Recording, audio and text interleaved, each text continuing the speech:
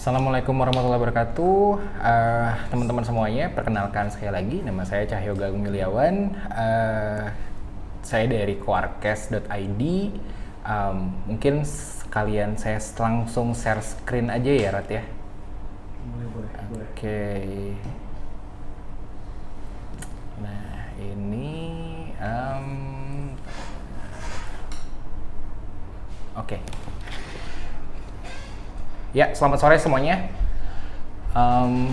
Sebelumnya saya mau ngenalin dulu tentang Quarkes.id-nya sendiri. Quarkes.id merupakan media yang fokus di tulisan tentang podcast, industri podcast di Indonesia. Nah, teman-teman bisa cek di websitenya di Quarkes.id atau di Instagramnya di Quarkes. Nah, di situ isinya ada macam-macam sih, dari mulai tentang berita-berita terkait tentang podcast, tren podcast, ataupun aplikasi ataupun juga platform-platform podcast saat ini gitu.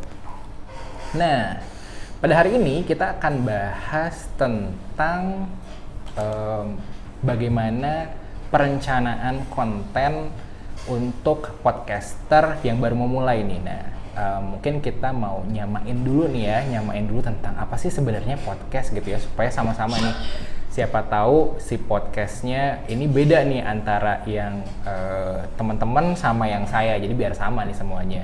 Jadi podcast sendiri kalau padanan kata di Indonesia namanya itu siniar. Nah, siniar sendiri artinya adalah siaran berita, musik dan sebagainya yang dibuat dalam format digital, baik audio maupun video yang diunduh melalui internet.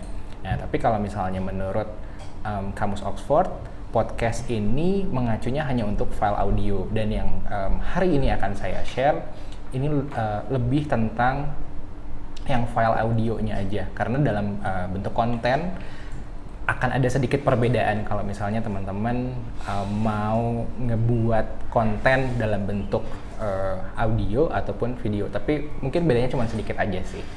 Nah, kita lanjut masuk.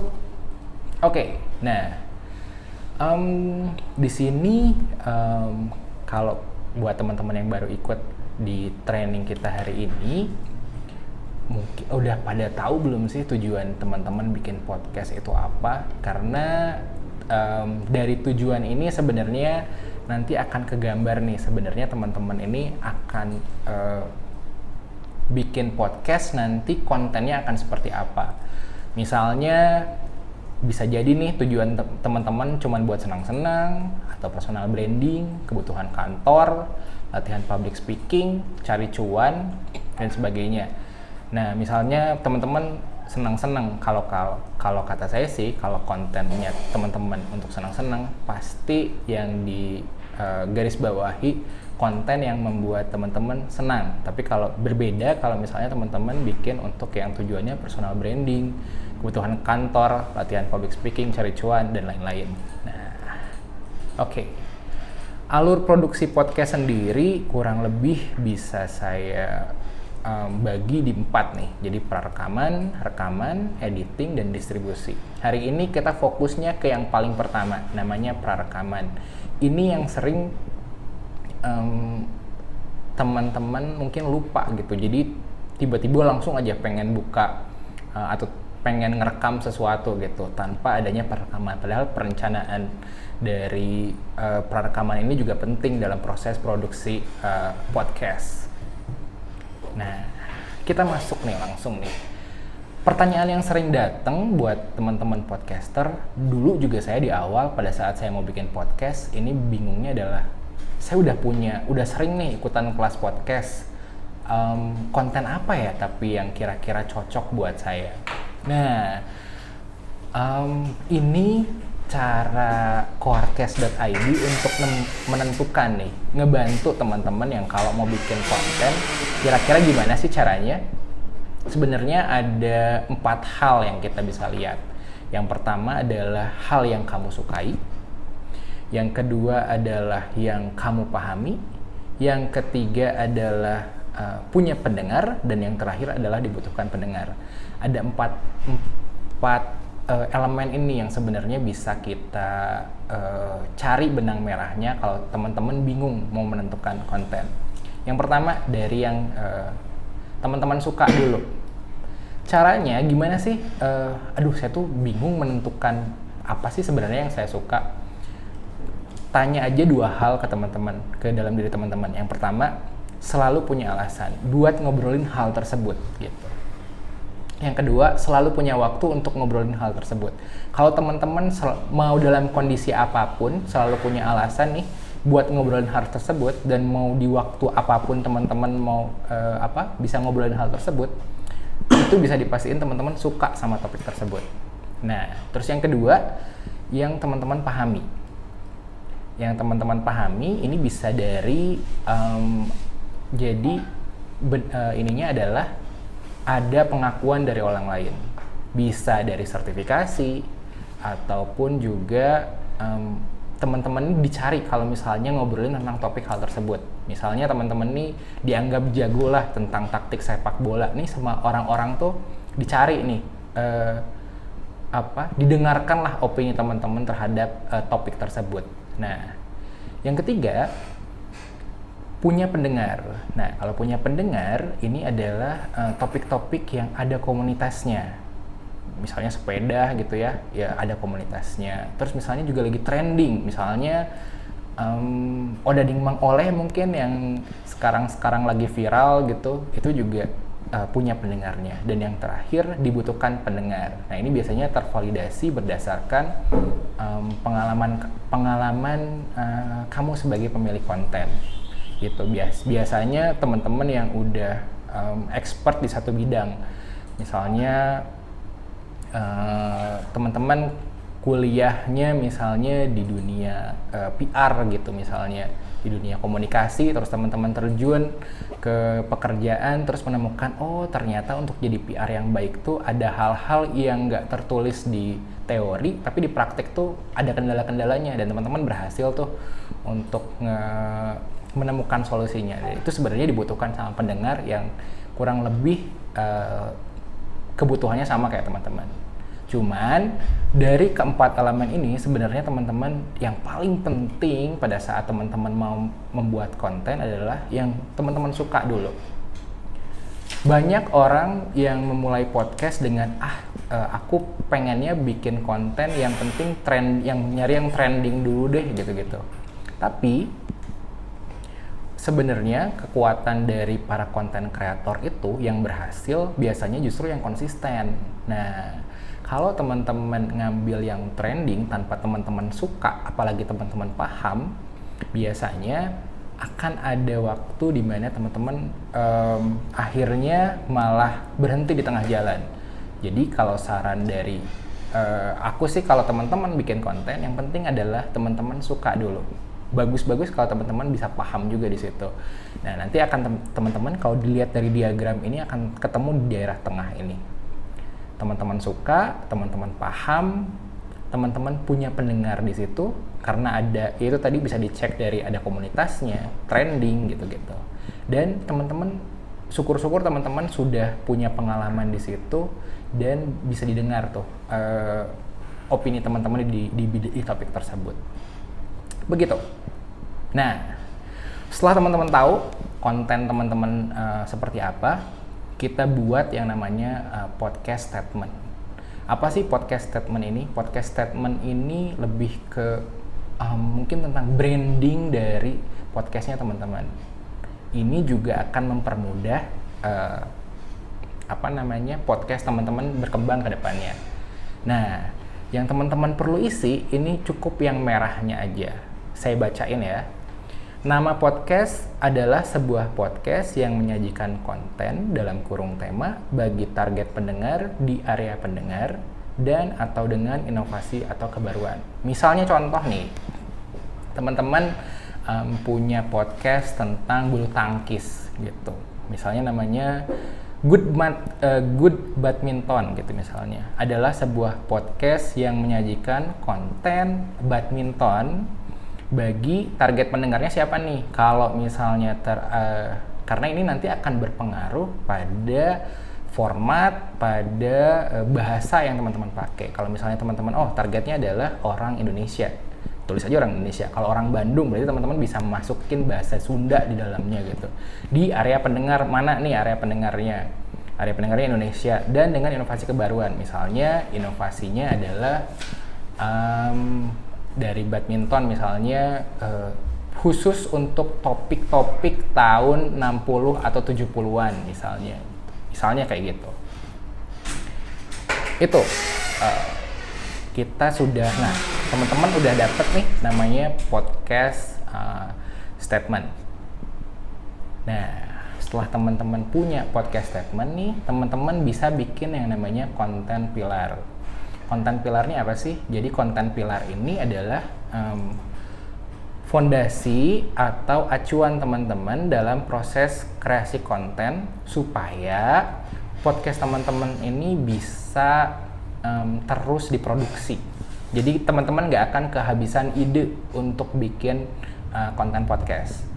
Minimal kalau dalam satu podcast itu dia punya 3 konten utama gitu. Misalnya tadi ngobrolin tentang badminton misalnya, konten utamanya bisa kita bagi 3. Contoh, yang pertama kita ngobrolin tentang pertandingannya, pertandingan terupdate lah gitu. Yang kedua tentang tokoh-tokoh penting di badminton. Terus yang ketiga adalah badminton dan masyarakat, misalnya pertandingan-pertandingan tapi yang levelnya lokal gitu. Nah, 3 konten itu yang kita buat sebagai konten utama. Setelah kita dapat yang namanya konten utama tersebut kita bisa pecah lagi jadi beberapa konten-konten kecil. Nah, namanya kita reproduksi konten gitu. Jadi kurang lebih samalah kayak teman-teman misalnya ada reproduksi tumbuhan gitu misalnya, jadi dari satu tumbuhan jadi banyak tumbuhan. Nah, kurang lebih kayak gitu ini juga reproduksi konten. Gimana caranya?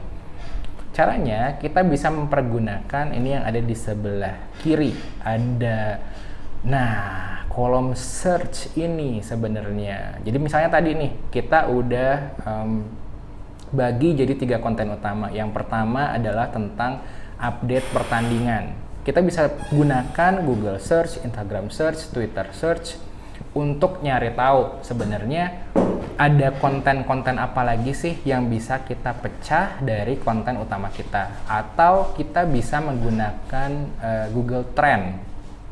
Google Trend juga. Saya kasih contoh untuk yang Google Trend langsung.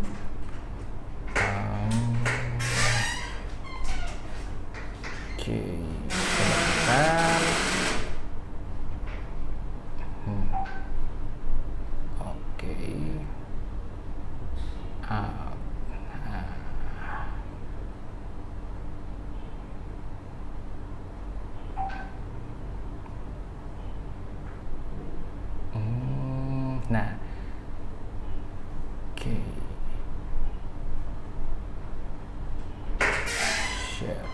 Nah, ini adalah gambar dari Google Trend. Kelihatan ya teman-teman ya? Nah, ini adalah Google Trend-nya. Bisa dibuka di trends.google.com. Ini caranya gampang banget buat teman-teman bisa nyari topik trend yang ada di manapun.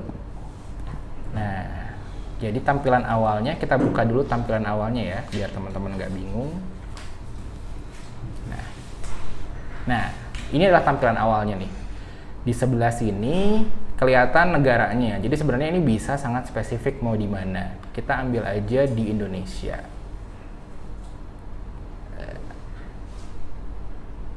Nah, mana nih Indonesia? GHI, sip. Oke.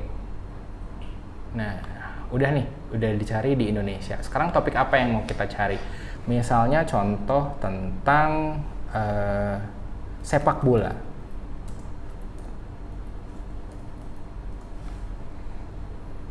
Nah, ini adalah data pencarian sepak bola yang ada selama 12 bulan di Indonesia dengan bentuknya adalah web search. Jadi ini bisa macam-macam nih teman-teman. Mau yang pakai web search bisa, mau yang YouTube search bisa, mau pakai new search juga bisa. Tergantung teman-teman mau ngebidik yang mana. Misalnya teman-teman, aku mau yang web search aja deh, pengen tahu yang orang cari di internet langsung di Google search itu apa sih kalau tentang sepak bola. Nah, ini data-datanya dan ini hasilnya. Ternyata yang rame ini adalah, ini kita bisa ada relate queries, ini topics. Misalnya ke topics yang paling rame ini ada di football at the Southeast Asian Games. Nah ini topiknya. Kalau misalnya relate-nya, ini hasil SEA Games 2019 sepak bola. Nah ini kita bisa buka lagi nih. Kita bisa buka lagi. Oh ternyata yang banyak diomongin itu adalah kalau dengan kata kunci sepak bola itu adalah hasil final sepak bola SEA Games 2019 gitu. Ini yang ramainya dan ini teman-teman bisa jadiin konten dari masing-masing topik yang ada di sini gitu. Ini bisa jadi anakan topiknya teman-teman. Ini bisa digunakan untuk berbagai macam topik, nggak cuman tentang tadi olahraga aja gitu ya. Misalnya kita mau cari apa lagi nih, bisa semuanya di sini. Ini salah satu trik gimana caranya teman-teman untuk mencari topik gitu. Nah, kita balik lagi ke slide. Oke.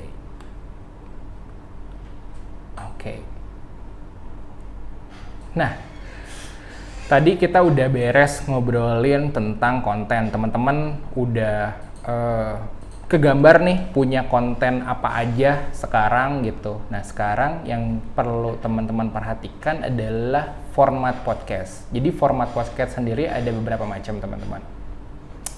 Ada yang solo atau monolog, ada yang co-host, interview, roundtable, storytelling atau drama. Nah kalau yang solo, apa sih artinya kalau yang solo? Nah kalau yang solo ini biasanya yang dia tipe podcast yang dia ngobrol sendiri gitu. Contohnya yang rame banget ada Rintik Seduh, terus juga ada Suara Puan. Itu jenis-jenis podcast yang dia itu solo. Nah, terus kalau yang co-host ini artinya di satu podcast tersebut dimiliki oleh beberapa orang. Contohnya kalau di sini podcast Mas. Biasanya kalau di co-host ini dia tipikalnya itu adalah obrolan tongkrongan gitu. Jadi bisa kayak podcast Mas, Unfaedah Podcast, terus juga bisa juga rapot atau juga podcast BKR juga bisa di situ gitu. Itu contoh yang co-host. Jadi dia punya lebih dari 2 host biasanya. Lanjut ke yang bawah. Nah, yang bawah ini ada interview. Salah satunya adalah Magna Talks. Nah, kalau interview ini dia biasanya 1 lawan 1. Jadi orang yang ngasih pertanyaannya atau hostnya biasanya itu hanya 1 orang. Itu namanya interview. Nah, beda lagi sama roundtable. Kalau roundtable bentuknya sama tuh. Ada narasumbernya yang diundang gitu ya. Bentuknya juga tanya jawab, tapi biasanya hostnya itu lebih dari 1 orang gitu. Jadi kalau buat ngebedain, kalau yang bagian atas ini adalah tidak ada tamu dalam si podcast tersebut. Nah, tapi kalau yang di bawah nih, yang layer 2-nya itu mereka ada tamunya di situ. Nah, yang terakhir adalah storytelling atau drama. Nah, kalau storytelling atau drama ini dia bisa sendirian, bisa banyakan, cuman bedanya adalah banyak unsur-unsur lain, yang unsur-unsur bunyi-bunyi lain. Jadi emang dibuat sebagai sebuah cerita di situ, gitu. Itu ada format podcast. Lanjut, gimana caranya untuk meracik satu episode. Tadi kita udah belajar tentang si kontennya. Gimana caranya teman-teman untuk memproduksi sebuah konten. Teman-teman juga udah punya yang namanya listener. listener ini adalah pendengarnya teman-teman. Kan tadi di awal kita udah cari tahu tuh siapa sih sebenarnya pendengarnya teman-teman atau calon pendengarnya teman-teman. Selanjutnya gimana nih cara menentukan formatnya? Kita tadi udah tahu tuh ada 5 formatnya. Gimana cara nentuin format yang cocok untuk podcastnya teman-teman? Gitu. Gimana caranya? Ada 3 cara. Sebenarnya ada satu cara. Caranya dengan bertanya lagi ke diri kita sendiri. Pertama, apa cara terbaik untuk menyampaikan informasi topikmu? Yang kedua, format mana yang akan membantu podcastmu menonjol? Dan yang ketiga, format mana yang sesuai dengan gayamu?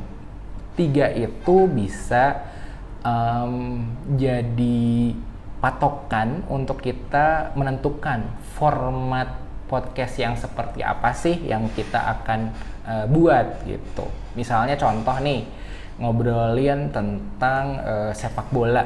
Kayaknya kalau ngobrolin sepak bola, kalau saya sendiri gitu misalnya, cuman sendirian, kayaknya kurang seru nih gitu ya. Karena harus ada temen temen debatnya misalnya. Oke, berarti aku mendingan daripada sendirian, mending aku berdua deh gitu. Nah, terus kita lihat nih, kalau dibandingin sama podcast-podcast yang lain, podcast bola yang formatnya berdua, co-host udah banyak belum sih? Terus gayanya mereka gimana sih? Serius kah? Gitu, atau bercanda kah? Gitu, misalnya, aku sih kayaknya lebih ngambil yang bercanda deh, karena lebih nyaman gitu buat ngobrolinnya. Atau aku sih pengennya lebih serius gitu, karena aku pengen ngomongin strateginya lebih formal gitu. Itu juga terserah teman-teman, gimana menurut teman-teman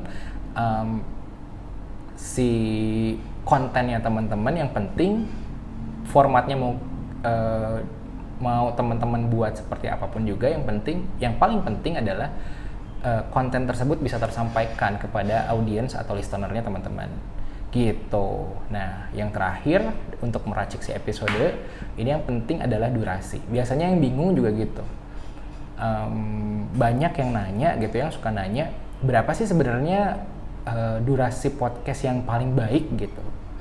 Sebenarnya dalam dunia podcast nggak ada yang namanya yang paling baik. Formatnya yang mana yang paling baik nggak ada. Durasi yang paling baik juga sebenarnya nggak ada gitu. Ini bergantung lagi sama konten yang teman-teman bawa, podcast yang teman-teman bawa. Tiap orang bisa punya hal yang berbeda gitu. Bisa punya bagusnya di angka yang mana berbeda-beda. Nah, cuman kalau untuk di awal, biasanya saya nentuinnya ini dengan nih yang paling bawah nih.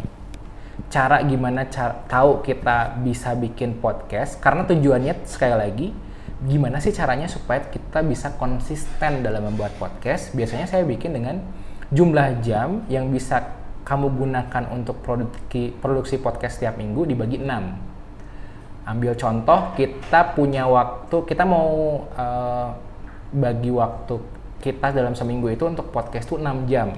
Dari mulai bikin skripnya gitu misalnya ya, atau konsepnya, rekam sampai editing, kita cuma punya waktu 6 jam. Nah, 6 dibagi 6 berarti kita punya durasi podcast itu 1 jam. Durasi podcast ini bisa teman-teman pecah lagi. Dari durasi podcast sejam ini saya mau bikin jadi 2 episode gitu. Itu juga bisa gitu teman-teman. Cuman dalam bagusnya kalau teman-teman mau konsisten update podcast, itu bagusnya di minimal 1 minggu 1 kali. Jangan sampai 1 bulan 1 kali.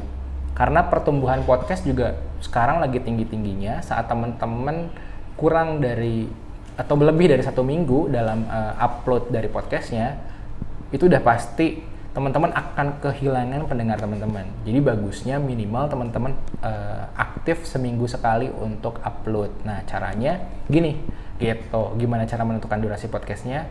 Teman-teman punya jam berapa dalam 1 minggu dibagi 6 gitu.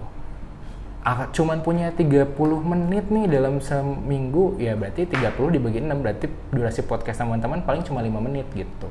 Kenapa? Karena ini yang bakal dibagi proses editing. Kalau misalnya teman-teman punya minimal, itu teman-teman akan ngedengerin 6 kali, maksudnya gitu pas editing. Kan misalnya teman-teman durasi podcastnya teman-teman, aduh aku pengen durasi podcast kekeh nih ya, atau apa ya, ya pokoknya aku tuh pengen podcast aku 1 jam gitu. Teman-teman udah rekam tuh 1 jam, proses editingnya saya yakin teman-teman nggak mungkin ngedengerin 1 kali terus teman-teman langsung bisa edit dalam waktu 1 jam juga gitu. Karena teman-teman harus ngedengerin dulu sedikit-sedikit gitu ya.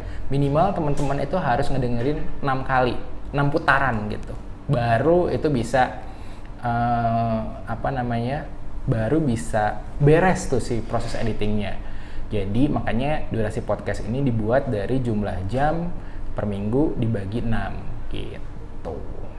Ini udah, nih berarti udah kecontreng ya semua. Konten udah, listener udah, format juga udah, durasi juga udah.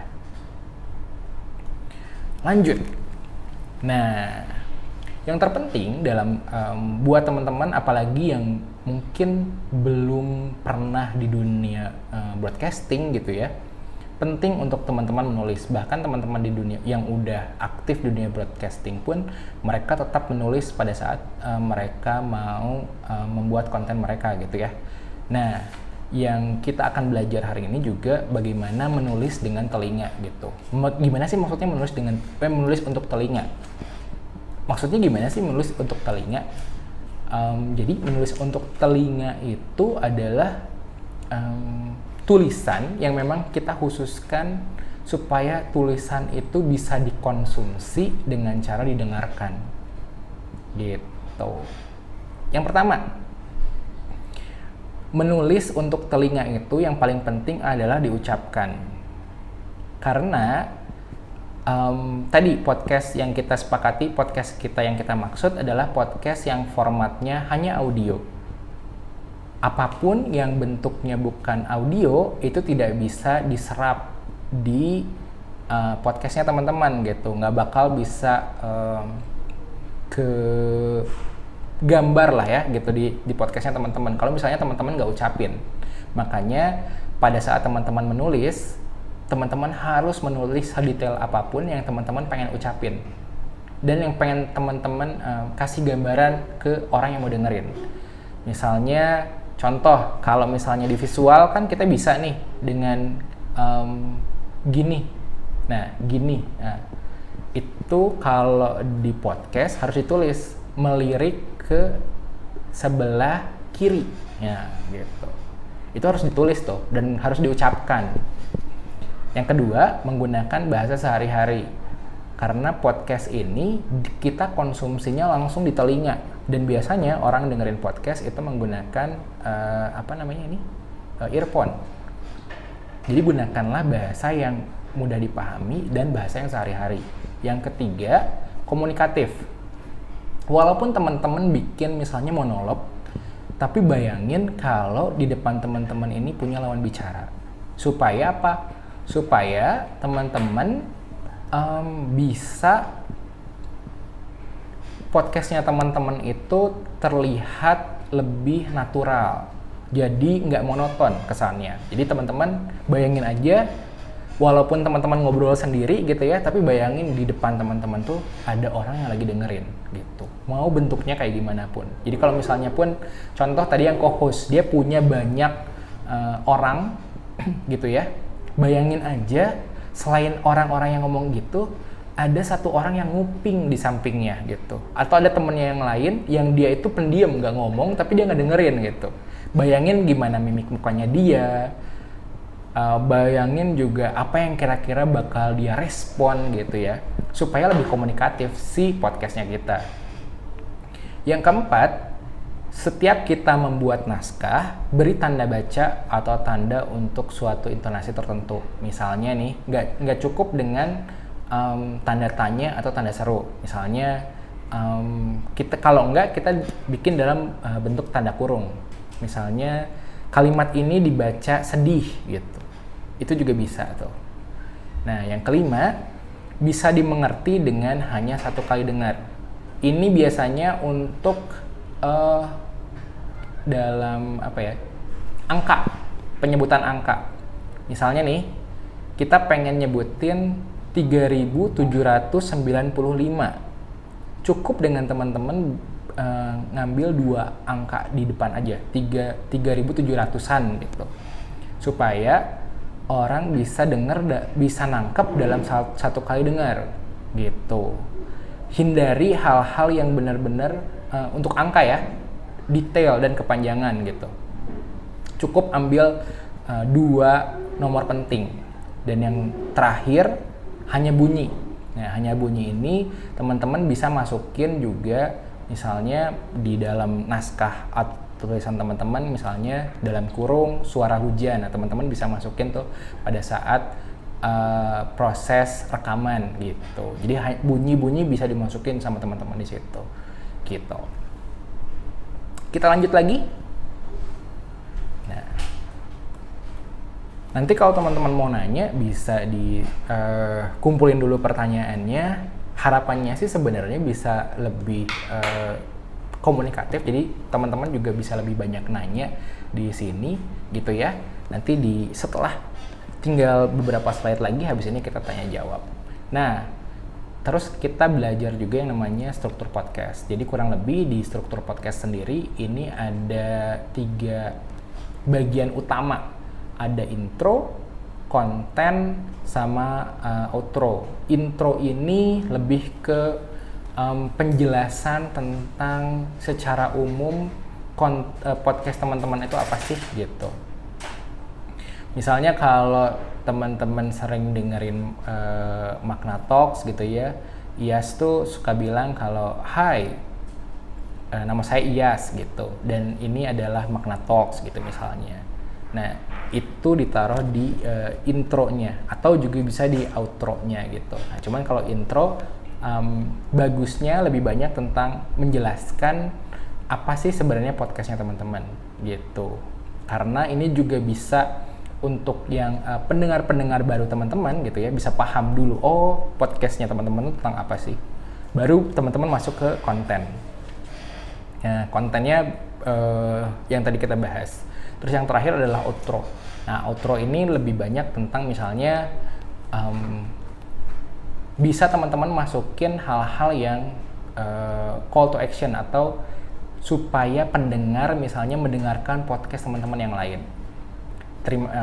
Di outro ini teman-teman bisa ngucapin terima kasih, tentu aja terima kasih kepada para pendengar. Kalau misalnya mau dengerin podcast saya yang lain, bisa teman-teman cek di episode-episode sebelumnya, atau misalnya yang berkaitan sama konten tersebut teman-teman bisa ucapin lagi di outro gitu, supaya harapannya pendengar di konten ini bisa dengerin konten-konten yang lain. Itu di outro. Jadi kalau intro lebih ke perkenalan teman-teman, outro itu adalah untuk promosiin lagi, tapi lebih ke atau misalnya ngasih feedback ke teman-teman lewat Instagram misalnya gitu. Jadi outro ini lebih ke interaksinya teman-teman dengan para pendengarnya teman-teman gitu.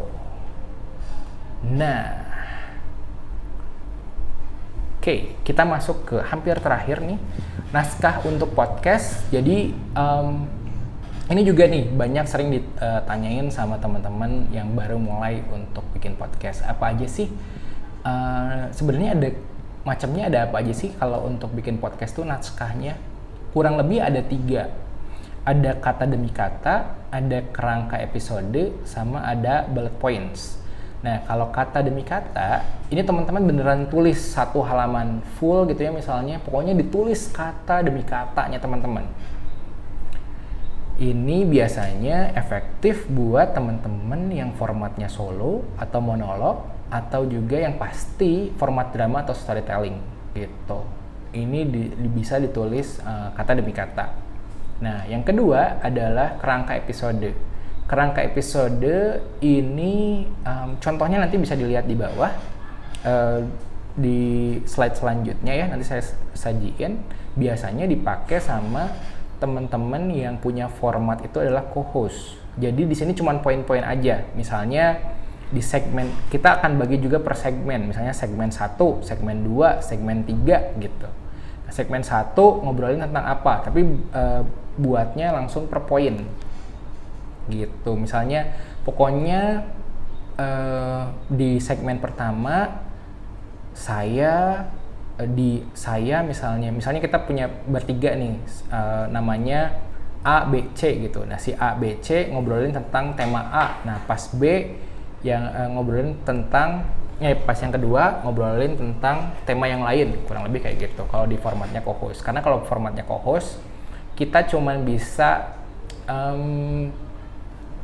memastikan si topiknya nggak kemana-mana melalui poin-poin aja gitu. Tapi nanti kan alurnya bisa mengalir gitu. Nah, yang terakhir adalah bullet points. Nah, ini biasanya buat teman-teman yang interview. Teman-teman udah nyiapin poin per poin pertanyaan. Makanya ini biasanya dipakai oleh interview atau roundtable. Gitu. Gitu. Dan yang ini gambarannya. Ini kalau jadi di Coarcast juga kita ngeluarin namanya podcast planner. Jadi buat teman-teman yang bingung misalnya, aduh aku kerangkanya nanti bikinnya kayak gimana ya, kita udah nyiapin nih gitu. Ini teman-teman yang ikut spesial, yang teman-teman yang ikut bareng Legalken kali ini, kita akan kasih juga ke teman-teman beberapa template podcast plannernya yang ada di Coarcast. Itu bisa dipakai macam-macam gitu. Oke. Itu dari aku gitu ya. Terima kasih banyak.